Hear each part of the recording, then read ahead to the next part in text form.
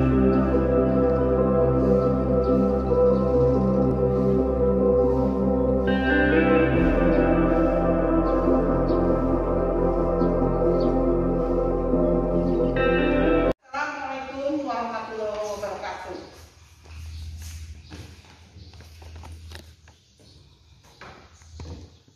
pagi anak-anak. Sebelum Bu Sri memberikan materi pada pagi hari ini, Bu Sri terlebih dahulu mencuci tangan Bu Sri dengan hand sanitation. Bu Sri tadi memakai masker dan kita harus menjaga jarak. Jadi tetap anak-anak harus tetap memperhatikan dan menjaga protokol kesehatan. Pada pagi hari ini Bu Sri akan memberikan materi arti dan makna wawasan wiyata mandala. Wawasan adalah suatu pandangan atau sikap yang mendalam terhadap suatu hakikat. Wiyata adalah pendidikan mandala. Tempat atau lingkungan wiyata mandala adalah sikap menghargai dan bertanggung jawab terhadap lingkungan sekolah sebagai tempat menuntut ilmu, menuntut pengetahuan. Unsur-unsur wiyata mandala. Yang pertama, sekolah merupakan lingkungan pendidikan. Yang kedua, kepala sekolah mempunyai wewenang dan tanggung jawab penuh atas penyelenggaraan pendidikan dalam lingkungan sekolah. Yang ketiga, antara guru dan orang tua siswa harus ada saling pengertian dan bekerja sama yang erat untuk mengemban tugas pendidikan, hubungan yang serasi, yang spelen. Yang keempat, warga sekolah di dalam maupun di luar sekolah harus menjunjung tinggi martabat dan citra guru. Yang kelima, sekolah harus bertumpu pada masyarakat sekitar dan mendukung antar warga. Sekarang fungsi sekolah atau sekolah dan fungsinya. Yang pertama, sekolah merupakan lembaga pendidikan formal, tempat berlangsungnya PBM untuk membina dan mengembangkan satu, ilmu pengetahuan dan teknologi. Yang kedua, pandangan hidup dan kepribadian. Yang ketiga, hubungan antara manusia dengan lingkungan atau manusia dengan Tuhannya. Yang keempat, kemampuan berkarya. Sekarang menginjak ke fungsi sekolah. Fungsi sekolah adalah sebagai tempat masyarakat belajar karena memiliki aturan, memiliki tata tertib, kehidupan yang mengatur hubungan antara guru, pengelola pendidikan, siswa dalam PPM untuk mencapai tujuan pendidikan yang telah ditetapkan dalam suasana yang dinamis. Kalau tadi fungsi sekolah, sekarang ada ciri-ciri sekolah sebagai masyarakat belajar. Ciri-ciri sekolah sebagai masyarakat belajar, yang pertama, ada guru, ada siswa, dan ada timbulnya PBM belajar. Yang kedua, tercapainya masyarakat yang sadar, mau belajar dan bekerja keras. Yang selanjutnya ada prinsip-prinsip sekolah. Sekolah sebagai wiyata mandala selain harus bertumpu pada masyarakat sekitarnya, juga harus mencegah masuknya paham, sikap, dan perbuatan yang secara sadar maupun tidak sadar menimbulkan asal, usul, keturunan, tingkat sosial ekonomi, serta perbedaan paham politik. Sekolah tidak boleh hidup menyendiri, melepaskan diri dari tantangan sosial budaya dalam masyarakat tempat sekolah itu berada. Sekolah juga menjadi suri tauladan bagi kehidupan masyarakat di sekitarnya, serta mampu mencegah masuknya sikap dan perbuatan yang akan menimbulkan pertentangan.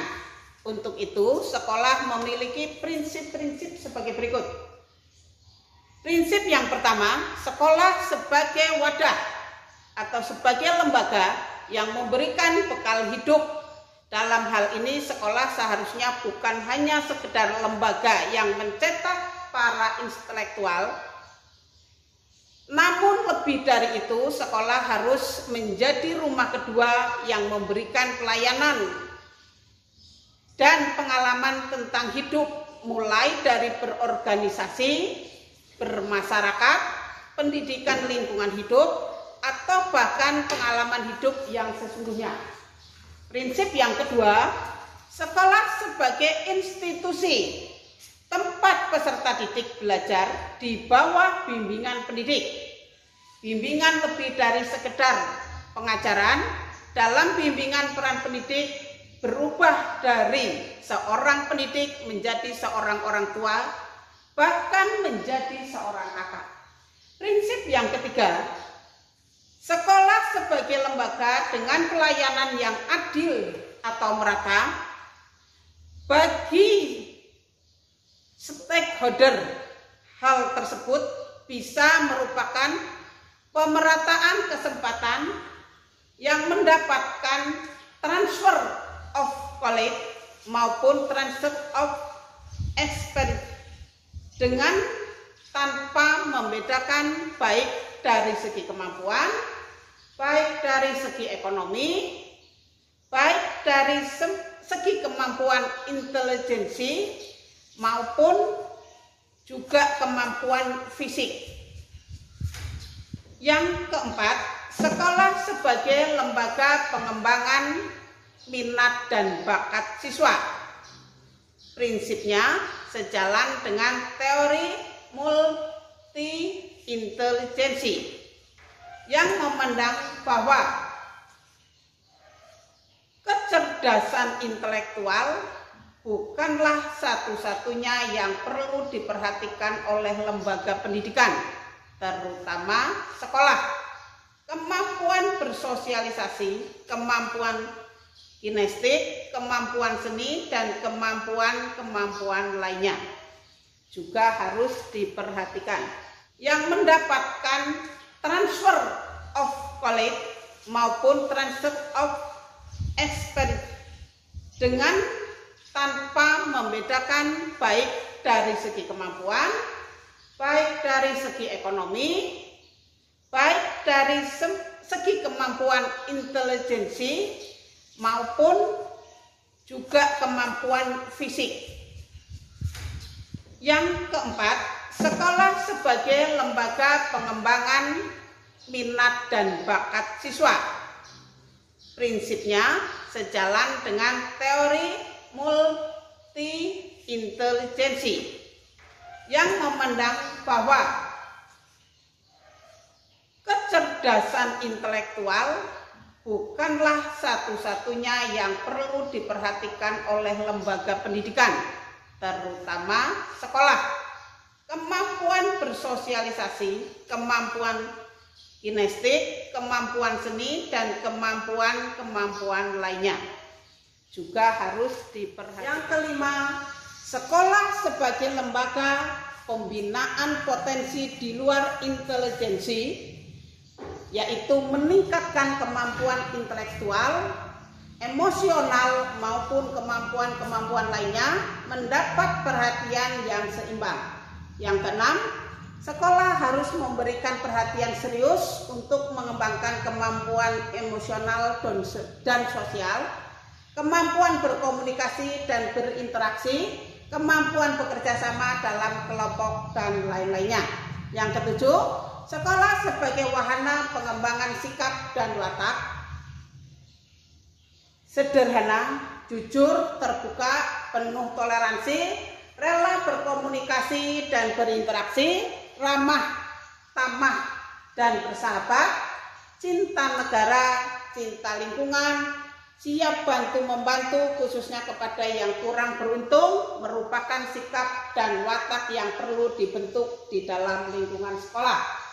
Yang selanjutnya, sekolah sebagai wahana pendewasaan diri di dalam dunia yang berubah begitu cepat. Salah satu kompetensi dasar yang harus dimiliki tiap peserta didik adalah potensi dasar belajar siswa secara mandiri dengan proses kedewasaan yang diberikan di sekolah. Pendidikan tidak lagi perlu menjelajahi pemikiran peserta didik dengan perintah. Lebih dari itu, peserta didik akan mendapatkan suatu yang jauh lebih besar ketika ia mencari dan mendapatkan apa yang dibutuhkan oleh hidupnya. Yang selanjutnya, sekolah sebagai bagian dari masyarakat belajar. Yang selanjutnya adalah penggunaan sekolah.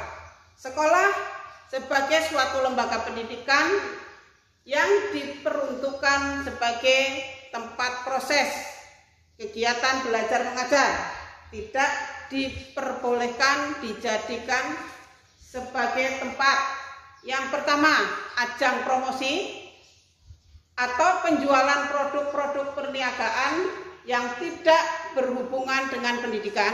Yang kedua, sekolah merupakan lingkungan bebas rokok bagi semua pihak. Yang ketiga, penyebaran aliran sesat atau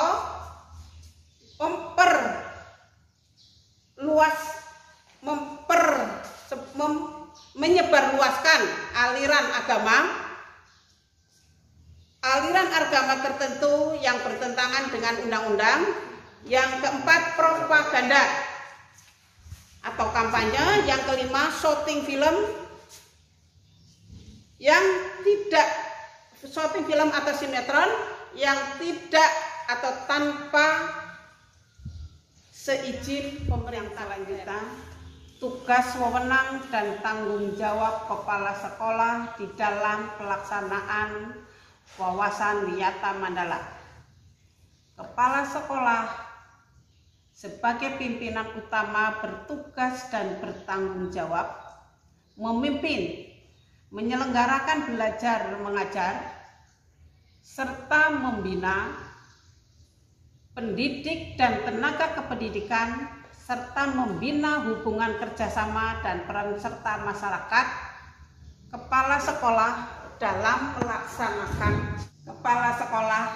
di dalam penataan wawasan wiyata mandala di sekolah dengan melakukan kegiatan-kegiatan antara lain. Yang pertama, melaksanakan program-program yang telah disusun bersama komite sekolah. Yang kedua, menyelenggarakan musyawarah sekolah yang melibatkan pendidik, melibatkan OSIS, melibatkan komite sekolah, melibatkan tokoh masyarakat serta pihak kemasyarakatan setempat. Yang ketiga, menertibkan ke lingkungan sekolah baik yang berbentuk perangkat keras, sarana prasarana, perangkat lunak, peraturan-peraturan, tata tertib upacara, dan lain-lain. Yang keempat, mengadakan pertemuan baik rutin maupun insidental yang bersifat intern sekolah, kepala sekolah, pendidik, orang tua, siswa. Yang terakhir, menyelenggarakan kegiatan yang dapat menunjang ketahanan sekolah seperti PKS, pramuka, PBM, paskibra, kesenian, dan lain sebagainya. Yang terakhir, mekanisme dalam pelaksanaan wawasan wiyata mandala. Di dalam mekanisme ada dua dampak. Yang pertama adalah dampak preventif. Dampak preventif adalah upaya untuk meniadakan peluang-peluang yang dapat memungkinkan terjadinya kasus-kasus negatif di sekolah. Contohnya, Yang pertama, memelihara sekolah dan lingkungan sekolah sesuai menciptakan kebersihan dan ketertiban agar siswa merasa nyaman dan menyenangkan dan tidak ada tempat tertentu yang dijadikan siswa untuk hal-hal yang negatif. Yang kedua, menciptakan suasana yang harmonis antara pihak pendidik, staf, dan siswa serta penduduk di sekitar sekolah. Yang ketiga, membentuk jaring-jaring pengawasan, kontrol, dan razia terhadap kegiatan siswa di lingkungan sekolah. Yang keempat, menghilangkan bentuk-bentuk perpeloncoan pada saat MOS. Yang kelima, meminimalisir ketertiban kelompok maupun perorangan dalam kegiatan sekolah. Dan yang terakhir, mengisi jam-jam kosong dengan pelajaran atau kegiatan ekstra lainnya. Yang kedua adalah tahap reprensif. Tahap reprensif adalah upaya untuk menindak siswa yang telah melanggar peraturan-peraturan dan tata tertib sekolah. Upaya represif antara lain yang pertama, mendamaikan para pihak yang terlibat perselisihan berikut orang tua maupun pendidik pembinanya. Yang kedua, membatasi areal tempat terjadinya aksi. Yang ketiga, menetralisir isu-isu yang berkembang dan mencegah timbulnya isu-isu baru.